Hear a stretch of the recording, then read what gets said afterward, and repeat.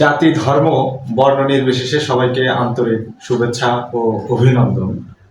আজকে মানুষ সম্পর্কে পবিত্র কোরআনে কি বলা আছে সেটা নিয়েই কথা বলবো।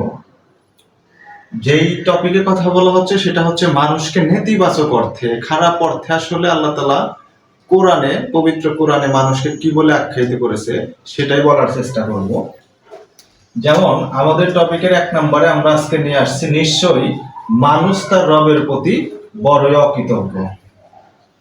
এটা সূরা আদিয়াতের 6 নম্বর আয়াতে আপনারা পাবেন, নিশ্চয়ই মানুষ তার রবের প্রতি বড়ই অকৃতজ্ঞ। 2 নম্বরে আমাদের এখানে আছে যে মানুষ জন্মগত লোভী। এটা আদিয়াতের 6 থেকে 8 নম্বরে মানুষ অকৃতজ্ঞ এবং লোভী, এই দুইটাই আপনারা পাবেন। 3 নম্বরে আমাদের এখানে আছে মানুষ কৃপণ।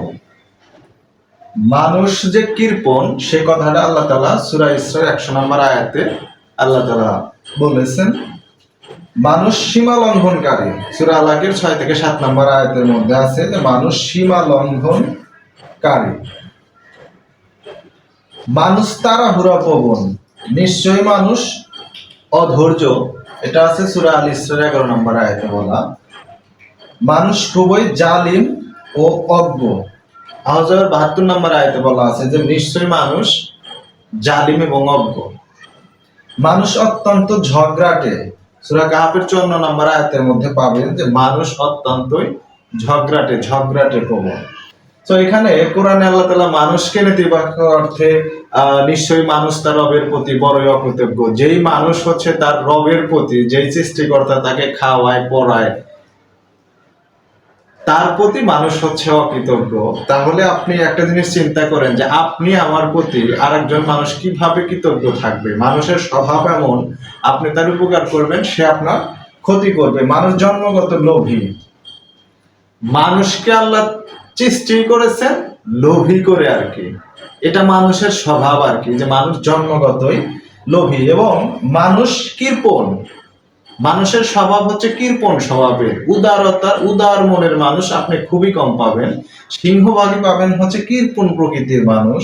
সীমা লঙ্ঘনকারী, সে সীমার মধ্যে থাকতে চায় না।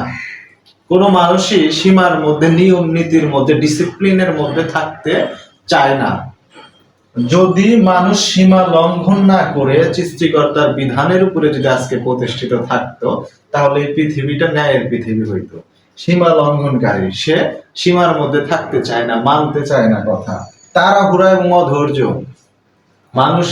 মানুষকে তৈরি করা হয়েছে, এর স্বভাবটাই হচ্ছে প্রচন্ড রকমের তাড়াহুড়া প্রবণ, অধৈর্য করে। মানুষ অল্প কিছুতেই অধৈর্য হয়ে যায়, ধৈর্য হারা হয়ে যায়, প্রচুর পরিমাণে তাড়াহুড়া করে যে কোনো কিছু করতে।